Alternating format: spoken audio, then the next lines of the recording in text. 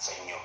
Sapagkat yun po ay bahagi ng video na ini-upload sa YouTube ng isang YouTube channel na may pangalang Krishna Sahaye, na sa kasalukuyan po habang ginagawa po namin itong video na ito ay umabot na po sa 220,000 views in just 3 days yung kanyang ini-upload na merong title na I Snuck into a Real Life Cult. Ang thumbnail po niya ay talagang napaka-malisyoso. Makikita niyo po sa screen. Tinatalakay niya po din sa video na yan yung di umano'y pagpasok niya sa simbahan ng kulto. Na kapag pinanood ninyo yung video na iyon, talagang hayag na hayag kung anong relihiyon yung i-feature niya na kesyo sinasabihan niyang kulto. At walang iba kundi ang Iglesia ni Cristo. Isang bagay na hindi naman na bago po sa aming mga kaanin sa loob ng Iglesia ni Cristo, dahil yan po ang isa sa mga pangunahing ipinaparatang, ibinibintang ng mga kritiko ng Iglesia ni Cristo. Para ang Iglesia ay pasamain, para ang Iglesia ni Cristo ay sirain sa mata ng mga tao. Pero ang totoo, yung mga tao yun na nagsasabing kulto raw ang Iglesia ni Cristo, kapag tinanong mo sila kung sila ba ay nakapasok na sa loob ng bahay-sambahan, o di kaya kung sila ba ay nakapagsuri na sa loob ng Iglesia ni Cristo, partikular sa aral na itinataguyod sa loob nito, hindi naman sila talaga nagpapaunlak. Yung mga taong nagsasabing kulto ang Iglesia ni Cristo, ni minsan hindi naman nakadalo sa pamamahayag yan . At kung nagsasabi man sila na kulto ang Iglesia ni Cristo, hindi po yun katotohanan, kundi nagmula lamang yun sa galit, sa selos. Muli po, welcome po sa aking YouTube channel. Kung kayo ay bago pa lamang sa aking channel at ngayon pa lang po nakapanood ng ating mga vlog, paki-like, comment at subscribe. Ngayon naman po ang content po natin ngayon. Ang content po natin ngayon, yung mga kapatid na vlogger na laging nandyan, na laging nagtatanggol at nagpapaliwanag sa mga issue na pinupukol po ng mga vlogger na umuusig o naninira sa Iglesia ni Cristo. Kagaya po ni Tinig ng Karunungan. Ito po ay isang kapatid at lagi po akong nanonood kay Katinig ng Karunungan. Napakausay po niyang magpaliwanag. Pakinggan po natin ang sinasabi niya. Sa inggit na nagmula sa kanilang puso dahil sa pagtatagumpay ng Iglesia ni Cristo. Ngayon, itong vlogger na ito, talagang napakamalisyoso po. Gumamit pa siya ng hidden camera sa kanyang salamin para lang ma-record yung isinasagawang banal na pagtitipon, yung pagsamba sa loob ng kapilya na isinasagawa noon ng ating mga kapatid. Ay, commercial po. Sasabayan mo na rin po ang commercial. Enjoy 100% free shipping. Kung kayo po ay bago pa lamang sa aking channel at ngayon pa lang po nakapanood ng ating mga vlog, paki-like, comment at subscribe, at kung maaari po paki-share po ang mga vlog ng ating mga kapatid na lagi na nagtatanggol po, kapag may mga bumabangon ng mga issue, lalong-lalo na po sa pananampalataya natin mga Iglesia ni Cristo. To, pakinggan po natin. Kahit na ang totoong pinapasok siya ng maayos doon, winelcome siya ng mga kapatid.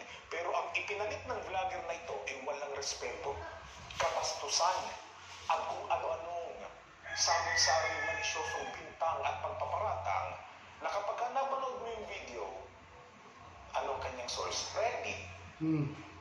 Source ng mga walang magawa sa buhay, o di kaya ay naghahanap ng magiging kakampi niya upang siraan ang isang tao, ang isang grupo, o ang isang relihiyon. Ready na kung saan para sa mga taong may naisiraan, nagiging valid na source. Pero kung tutusin, ang taong ito hindi naman nagsaliksik sa mga opisyal na pages, links at channels ng Iglesia ni Cristo. Kristo para sana makita niya kung ano yung katotohanan. Kundi, ang pinakinggan niya lang, ang sinaliksik niya lang, kung ano yung kakampi, sasang-ayon doon sa gusto niyang palabasin sa kanyang content na ano, na ang Iglesia ni Kristo nga ay kulto. Sino yung pinakinggan niya? Di yung mga kritiko ng Iglesia ni Kristo, Yung mga na naninira. nagsasabing kulto nga ang Iglesia, talagang yun ang lalabas sa content niya. Pero naiisip namin na kaya niya ginawa ito, para sa content. Yung para dumami ang views. Para makaani lang ng engagement, ng views, at makakita ng malaking halaga. Bueno, ipapakita namin ang ilang bahagi ng video na ito na kanyang ini-upload sa kanyang channel at Yeah. bibigyan po namin ng reaksyon. Pero bago natin ipagpatuloy, nais lang po namin humingi ng paumanhin mga kababayan, mga kapatid, kung medyo nag-delay po ang aming upload, sapagkat kami po ay nagtungo po sa Baguio. Meron lang po kami inasikaso doon at nagpapasalamat naman po kami sa mga kapatid po namin sa loob ng Iglesia ni Cristo na nag-asikaso po sa amin, lalo na po sa mga kapatid sa Quezon Hill, distrito po ng Benguet. Nagpapasalamat din po kami Shout out po sa mga kapatid. sa mga kapatid na nangangasiwa po sa distritong iyan at sa kanila pong mga asawa. At Yun, muli po, shout out po sa lahat po ng mga kapatid na nanonood ng ating pong vlog ngayon. Ito po. The drive was absolutely excruciating. It was 2 hours away, and every single road just looked so dangerous. And I was getting worried because if I got there and they just told me that I wasn't allowed in, I would have wasted all this time and planning for absolutely nothing. So we arrived there, and I'm with these hidden camera glasses, and my friend also has them on, as well as we brought this little charger that has a camera in it so that we can stick it into one of their walls and try and spy on them later on. tignan ninyo kabastusan ng taong ito. Talagang yung kanilang layunin mag-espiya. Tama po. I-record yung pagsamba. Nagdala sila niya ng salamin na kung saan mayroong naka-insert doon na hidden camera, maging ng adapter na kung saan isasaksak nila. At habang nakasaksak yun, makikita na meron nga rin makikita yung nangyayari sa pamamagitan ng hidden camera na nasa loob ng adapter na iyon. Hindi po ba tahasang pangbabastos yan sa loob ng isang private establishment na pagmamayari ng isang relihiyon na relihiyong hindi naman nila kinaaniban. At umamin sila na talagang mag-i-espiya sila sa loob ng ating gusaling sambahan. Tuloy natin. We could even make it inside of the place. We were greeted by a nice family that was just complimenting my car and asked me if we were like new. Frisco. Yeah. Once we walked in is when things got strange. See, everyone was pretty nice. At ito pa po yung isang kapatid na vlogger po na palagi rin pong nagpapaliwanag at nagtatanggol sa mga issue na kinakaharap po natin. Ito po yan. Ang pamagat po natin dyan ay violation, okay? Mga violation na nagawa nitong si Chris Nasahay, okay? Several violation that Chris Nasahay may have committed, okay? So, kung sino po yung tinutukoy ko, ito po yung vlogger na yan. Yan. Ayan, ito po yung vlogger na si Chris Nasahay. At ang content po nito ay talagang mga basura, okay? Basura po ang content nito, mga kapatid. At yan nga po pala yung gusto kong sabihin sa inyo bago tayo mag-umpisa ng aking live. Sa lahat po, okay? Sa lahat po ng kapatid natin sa buong mundo na nakapanood na o napapanood ngayon itong vlogger na to, ako po ay muling nananawagan sa inyong lahat.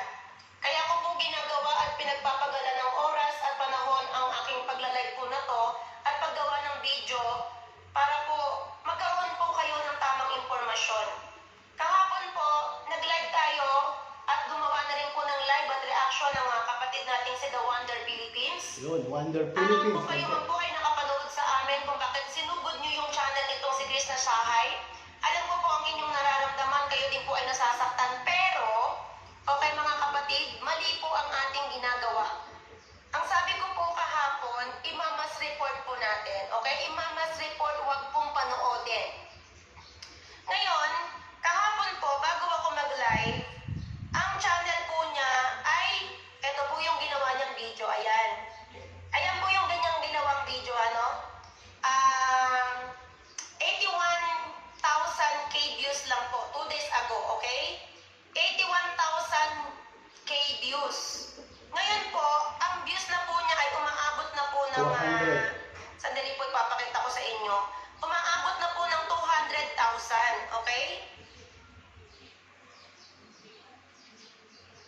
Sabi ko nga po, muli po, uulitin ko lang po yung thumbnail ko po, sa YouTube. Sabi ko, sila po ang mga kapatid. Sila po ang mga kapatid na vlogger na palagi pong nagtatanggol, nag-aalis po ng galit natin, ng pagkainis natin sa mga vlogger din na naninira po sa Iglesia ni Cristo. Kaya po, ito po si kapatid na Michelle ay talaga pong tumitira rin po. Talaga pong bumabana din po sa mga vlogger na walang iya po. Sa mga vlogger na wala na pong ginawa, kundi manira po sa loob po ng Iglesia ni Cristo. Pakinggan pa po natin na itong ating kapatid. Mga kapatid, ayan po, 244,000 views na po. So alam niyo po ba kung bakit nila ginagawa ang paninira sa Iglesia ni Cristo? Ay dahil alam naman po natin na viral ngayon, nasiraan po ang INC. So ano po ba talaga, lingid sa inyong kaalaman, mga kababayan, mga kapatid natin, kung ano yung dapat natin gawin pag may mga ganitong mga naninira or umaatake na hindi natin inaasahan? Ginagawa po nila ito upang lalo silang makilala ng mga taong galit, kung sino man yung kanilang titirahin. Tama. At higit po sa lahat, Mga ginagawa views. nila yan para makapag-gain ng views. Yun. Ngayon po, kung pinuntahan niyo yung channel niya at pinanood niyo po yung video niya, magkakaroon po siya ng views at mag-earn pa po siya ng revenue. At kung nag-comment po kayo doon sa comment section niya, sabi ko nga po sa inyo mga mahal na kapatid, hindi po nila yan babasahin. Hindi po nila yan pag-aaksayahan na bigyan kayo ng importansya at dibdibin nila yung ating mga emosyon. Okay? Ang dapat pong gawin, ang sabi po namin na mga nakakaalam dito sa gagawin sa social media, pupunta po kayo sa channel niya. Okay? For example po, again, pupunta po kayo sa channel niya. Pipindutin niyo yung video. Okay? So, pag kumandar na ganyan yung video niya, i-stop niyo agad. Punta kayo agad sa report. Ayan. Meron po kayong pagpipilian ng report. Lagay po natin ay, Miss. ano ba yun? Spam or misleading po ba? Tama ba? O misinformation? Alin man po dyan or harassment or bullying. Mamimili po kayo ng alam nyo sa tingin nyo karapat-dapat na pag-report doon sa kanyang ginawa. For example po, spam or misleading. Ayan. Ipopost nyo lang po yan and report. Tapos na po, hindi nyo po kailangan panoodin. Alam ko po. At ito pa po yung isang kapatid din na lagi ring nagtatanggol sa Iglesia ni Cristo. Ito po yun. Post. He just went along with it and said, yes. Wonder I took it from my Philippines. friend's face. It felt like we had just hit the most devious link of the f***ing century. And it worked like a charm because we got, and what they did was separate us. There's these things called brothers and sisters. So the guys would sit on one side and the girls would sit on the other. And as soon as we walked in, everything just looked like a normal church at first. There was a choir, a couple people standing by the podium, but everything was about to change really quick. First thing we noticed, they started singing songs, which is normal, but the songs were just about suffering and pain. Literally the whole time. Like, you can't make this up. They were talking about how you were going to suffer and be in pain if you didn't obey over and over again. It was just extra. And I quickly found it really odd that throughout the entire church, the outside, the inside, there wasn't a single cross, even though they claimed to be the only church of Jesus Christ. And then I was thinking, like, why did they make it seem so invite only? Like, usually you're trying to spread the message of Jesus Christ and stuff in church, but these guys weren't trying to do that at all. So we just sit there and chill until we notice something a bit odd. Now, I don't know 100% if this is normal, but the guy at the podium just starts crying.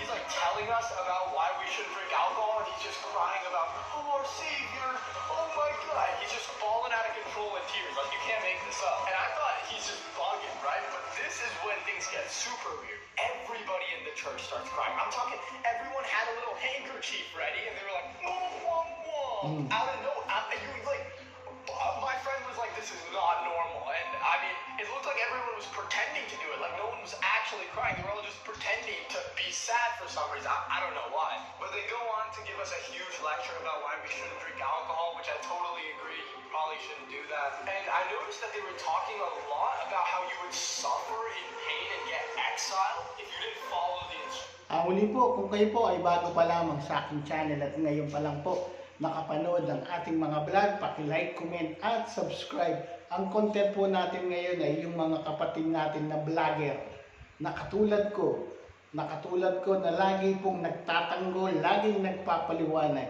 kapag may mga bumabangon o umuusig sa Iglesia ni Cristo. Yon.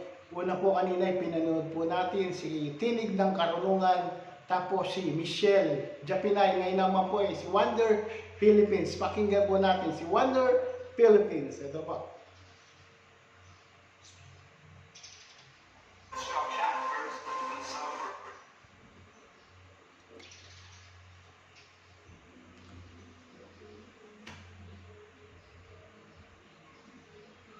Pakinggan po natin. Yung cover sa ulo na pinapalabas niya sa kanyang video na isang kulto daw itong ating kinaaniban, yung ating pagka-Iglesia ni Cristo, isang kulto daw na ayon daw sa kanyang mga nakita sa social media, pinapatay ang mga miyembro pag hindi sumunod, kung ano-anong ginagawa, may mga ritual na ginagawa.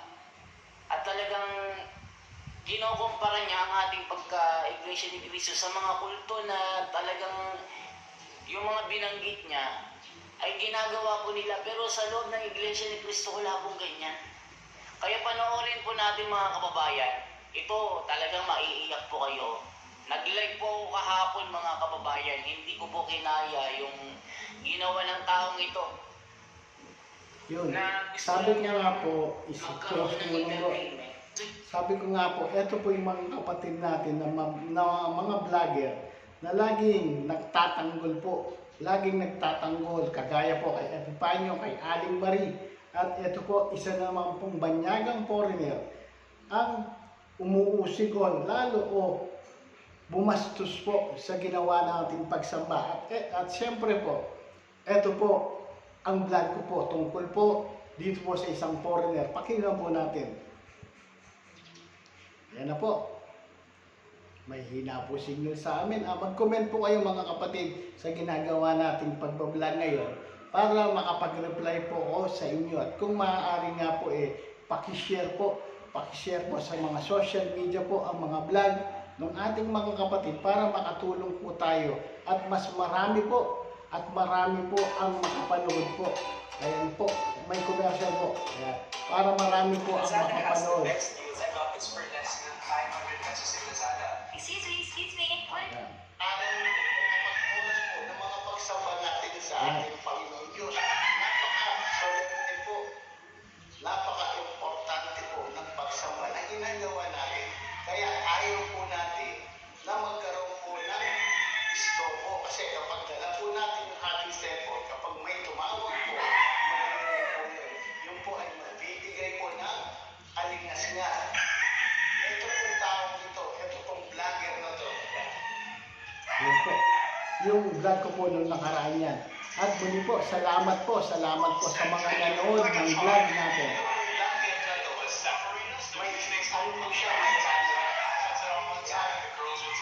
And as soon as we walked in, everything just looked like a normal church at first. There was a choir, a couple people standing by the podium, but everything was about to change really quick. First thing we noticed, they started singing songs, which is normal, but the songs were just about suffering and pain, literally the whole time. Like you can't At eto pa po yung mga kapatid na nagtatanggol din sa atin. Eto pa po. Ito po, Ayan po. Napakalaki po ng subscriber niya. Mga kababayan, mga kaibigan, pasensya na po kayo kasi sa amin kasi sagrado ang turing namin sa Iglesia ni Cristo. Kung sa inyo po, hindi ganun. Katulad ng pagturing namin sa Iglesia ni Cristo, bagamat sagrado rin sa inyo ang turing sa Iglesia. na inyong inaaniban, sa amin po talagang masigit pa po doon sa pagkakaalam niyo po. Pasensya na po kayo pero yung po ang katotohanan na iniinyatan po namin ng iglesia na huwag ito madumisan. Bagaman ang member nito, karamihan ay nakakagawa ng kasalanan bagaman kasi tao lang. Pero ang aral nitong kabuuan ay sinasampalatayanan, maging ginagalang sa ibang bansa at sa buong Pilipinas at sa mga panig ng mundo. Siguro na po napanood niyo po ito. Panoorin niyo ha. Secretly a cult by the name of Iglesia Ni Cristo, and tomorrow morning I'm gonna come here and infiltrate it to see what's actually going on. Sorry, first let me explain why and how I'm even doing all this. Okay, so around a year ago, I ended up getting in a car accident in the Ay, ang dami yun. But it gets worse because this is in Garland, Texas, which is pretty sus because Garland, Texas isn't known to be the most luxurious place in the world. And he said after we meet up with him for the church event, he would eventually go and take us back to his house for a little Ay, bit. ang pangalan niya si Krishna Sahay. Yun. Sahay, Krishna. K-R-I-S-H-N-A, Sahay. No? May pamagat na kanyang video na I snuck into a real life cult. No? Alam niyo po, pag-iinsulto po ito sa pagyurak po sa isang, hindi lang po sa Iglesia ni Cristo. Kung kaya niyang gawin ito sa Iglesia ni Cristo, paano pa kaya sa ibang religion po? No? Ngayon po, pinabasa po ako sa, ito kasi ano to sa akin lang po sa akin teorya, maaaring magalit si Trump. Trump galit sa bumabasto sa relihiyon. Sa magaling ang relihiyon ng Iglesia ni Cristo, Trump maaaring galit sa At ito pa po isang vlogger na kapatid din sa loob ng Iglesia ni Cristo. Siguro po kayo po ay pinapanood din po nyo ang channel niya. Ito po yan. Sikat na vlogger sa ibang bansa si Krishna Sangay ng ibang bansa. Matinding pag-uusig na ginawa niya. Mantakin ninyo nakapagdala siya ng hidden camera sa loob ng kapilya. Binidyohan kung ano yung mga ginagawa doon. Bawal na bawal magdala ng mga camera doon. Pero ito ang malupit. Ginawan niya ng content. Sinabi niya na isang kulto ang Iglesia ni Cristo. Malaking religion na isang kulto. Tapos ininsulto niya yung mga ministro. Gumawa siya ng content na pinapakita niya na yung kausap niya ay ministro, pero hindi yun ministro. Hindi, gumawa siya ng kwento na wala sa lugar. Tapos ipinakita pa yung mga pinagbabawal na inumin doon sa loob ng bahay ng pinabanggit niyang ministro. Ang suot-suot nung pinakilala niyang ministro ay naka-Amerikana, pero wala namang, hindi mo mawari kung ano yung tsura. Pero alam ng mga kapatid, tunay na Iglesia ni Cristo kung ano. Kaya po mga kapatid, muli po maraming salamat po sa palagi po ninyong panunood. Sa lagi po ninyong panonood sa amin, lalong-lalo na po sa akin. Thank you po sa bawat mga upload ko po pinapanood po ninyo. Muli po, kung kayo po ay bago pa lamang sa aking channel at ngayon pa lang nakapanood ng ating mga vlog, paki-like, comment at subscribe po.